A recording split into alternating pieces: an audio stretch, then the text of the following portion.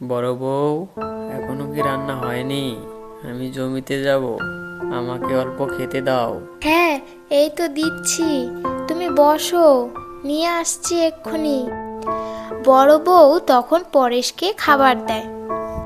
এ কি বড় বউ, তুমি রান্না করছো যে? ছোট বউ কোথায়? আমি তো যাওয়ার আগে বলে গেলাম যে আজকে ছোট বউ রান্না করবে। থাক না মা, এমনিতেও আমার কোনো অসুবিধা হয় না। ছোট শরীরটা বোধ হয় ভালো না, তাই হয়তো শুয়ে আছে। তখনই ছোট বউ আসলো। বলি যে, এত বেলা করে ঘুম থেকে উঠলে কি চলবে? এটা তোমার বাপের বাড়ি না যে 9টা 10টা পর্যন্ত ঘুমাবে। আহ, এখানে আসার পর একটু শান্তিতে ঘুমাতেও পারি না। সকাল হতে না হতেই চেঁচামেচি শুরু করে দেয়। ওহ মা, ওর সকালে ওঠার অভ্যেস নেই, কোনোদিন সকালে ওঠেনি, একটু তো মানিয়ে নাও। তাই বলে বাড়ির সব কাজ বড় বউ করবে আর ও সারাদিন শুয়ে বসে ফোন কাটবে? উফ, এইসব আমাকে বলতে এসো না তো। রোজ রোজ একই ঘ্যান ঘ্যান শুনতে আর ভালো লাগে না। এ কথা বলে পরেশ জমিতে চলে যায়। দিদি, রান্না হয়েছে না? দাও, আমাকে খেতে দাও, খুব খিদে পেয়েছে। তুই গিয়ে বস, আমি দিচ্ছি। ছোট বউয়ের এমন আচরণ আমার আর সহ্য হচ্ছে না। বড় বউ রোজ রোজ খেটে মরে আর মহারানী 10টার দিকে ঘুম থেকে ওঠে। সেদিন কাজ করতে করতে বড় বউ মাথা ঘুরে অজ্ঞান হয়ে যায়। বড় বউ, ও বড় বউ, কি হয়েছে তোমার? হে ঠাকুর, এটা কি হলো? কিছুক্ষণ পর, বড় বউ, এখন শরীরটা কেমন লাগছে? এখন একটু ভালো লাগছে। কেন জানি মাথাটা হঠাৎ করে ঘুরে গেল, আর তখন কোনো কিছুই দেখতে পারছিলাম না। আচ্ছা, তুমি বিশ্রাম করো, পরে আসলে আমি ওষুধ আনতে বলবো। আমি যাই, গিয়ে ছোট বউকে বলি রান্না করার জন্য। যদি না করে তাহলে তো আমাকেই করতে হবে। না না মা, একটু পরে আমি রান্না করব। একটু বিশ্রাম নেই, তারপর ঠিক হয়ে যাব। তুমি চুপ করে বসে থাকো। আজকে যদি একটা কাজেও হাত দিয়েছো, তাহলে তোমার খবর আছে বলে দিলাম। তখন পরেশের মা ছোট বউয়ের ঘরে গেল। ছোট বৌমা, আজকে দুপুরে তুমি রান্না করবে, বুঝলে? বড় বউয়ের শরীরটা ভালো না। না না মা, আমি রান্না করব না। আমি এইমাত্র নেল পলিশ পরলাম, তাহলে সব নষ্ট হয়ে যাবে যদি রান্না করি। আর এমনিতেও আমি রান্না করতে পারি না। তখন পরেশের মা সেখান থেকে চলে যায়। কি হয়েছে, তুমি বিছানায় বসে আছো যে? খাবার কে দিবে? যাও, খাবার নিয়ে এসো। ছোটকে বলো না ভাত বেড়ে দিতে। আমার শরীরটা বেশি একটা ভালো লাগছে না। দুপুরে মাথা ঘুরে পড়ে গেছিলাম। উফ, এইসব ন্যাকামি করো না তো। সারাদিন আমি কাজ করে আসি, আমার কিছু হয় না, আর তুমি বাড়িতে বসে থাকো, তাই তোমার মাথা ঘোরায় কত কি। এ কথা বলে পরেশ ঘর থেকে চলে যায়। আর বড় বউ পরেশের এই কথায় খুব কষ্ট পায়। কি হয়েছে তোমার? মুখটা গোমড়া করে রেখেছো কেন? আর বলো না, বড় বউয়ের শুধু ন্যাকামো আমার একদম ভালো লাগে না। যদি তোমার মতন বড়লোক বাড়ির মেয়ে হতো তাহলে তো তাকে খুঁজেই পাওয়া যেত না। কেঁদো না বৌমা, আমার ছেলে তোমার মন বুঝতে পারেনি। ও একদিন ঠিক পস্তাবে। আমার ছেলে হয়েছে তাতে কি হয়েছে? যে অন্যায় করবে তাকে তো শাস্তি পেতেই হবে। কেঁদো না বৌমা, আমার ছেলে তোমার মন বুঝতে পারেনি। ও একদিন ঠিক পস্তাবে।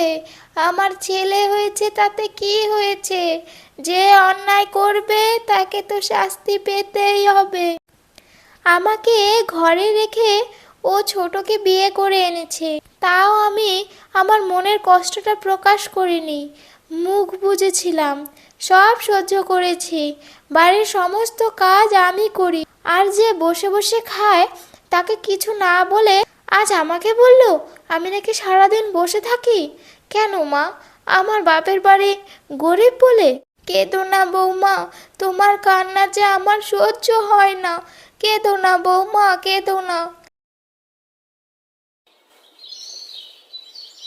পরের দিন সকালে, নীলিমা, ও নীলিমা, কোথায় গেলি? দেখ, তোকে সারপ্রাইজ দেওয়ার জন্য কত দূর থেকে চলে এলাম।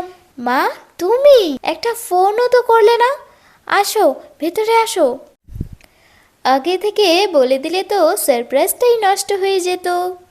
ওহ মা, আমি অনেক খুশি হয়েছি। দিদি, মায়ের জন্য চা নিয়ে আসো তো। কেন বৌমা, চা তো তুমি নিজে গিয়েও বানাতে পারো। তুমি কি জানো না বড় বউয়ের শরীরটা যে ভালো না? দেখেছো মা, তোমার সামনেও আমাকে কেমন ভাবে অপমান করছে। রোজ রোজ এই অপমান আমার আর ভালো লাগে না। ধর। শিউলি, এভাবে দাঁড়িয়ে আছো কেন? আমার মেয়ে যে বললো, শুনতে পাওনি? যাও, চা নিয়ে এসো। হ্যাঁ হ্যাঁ, যাচ্ছি।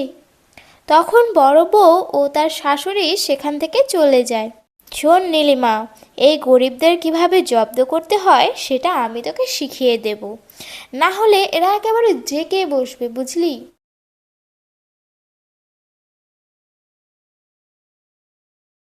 এই শোনো।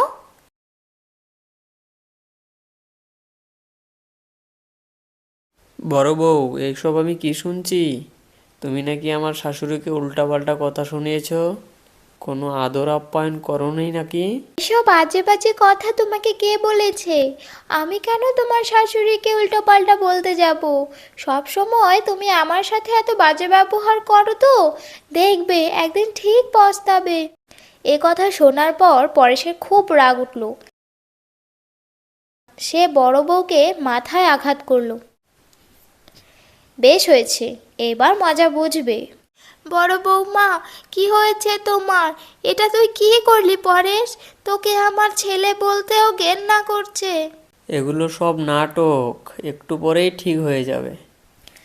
আর পরেশের আঘাতেই শিউলি মারা যায়। শিউলির শাশুড়ি খুব কান্নাকাটি করে, কারণ একমাত্র বড় বউই তার সব খেয়াল রাখতো। তারপর শিউলির সৎকারের ব্যবস্থা করা হলো। ঠিক তার পরের দিন, শোনো, আমি তোমার সাথে আর থাকতে পারবো না। তুমি দিদিকে মেরে ফেলেছো, আমাকে মারবে না তার কি গ্যারান্টি আছে বলো? আমাকে তুমি জোর করবে না। আমাকে 10 লাখ টাকা দাও, আমি আমার বাপের বাড়ি চলে যাব। তোমার সাথে আর সংসার করব না। এসব তুমি কি বলছো? আমি তোমাকে ভালো রাখার জন্যই শিউলির সাথে এরকম ব্যবহার করেছি, আর এখন তুমি বলছো যে আমাকে ছেড়ে চলে যাবে? এমনটা করো না, তাহলে যে আমি নিঃস্ব হয়ে যাব। আর কতবার বলবো যে আমি আর এখানে থাকবো না? তুমি জোর করেও আমাকে আটকে রাখতে পারবে না, বুঝলে? অনেক চেষ্টার পরেও পরেশ নীলিমাকে রাখতে পারল না। পরেশের সমস্ত জমি বিক্রি করে নীলিমাকে 10 লাখ টাকা দেয় ও নীলিমা সেই টাকা নিয়ে চলে যায়।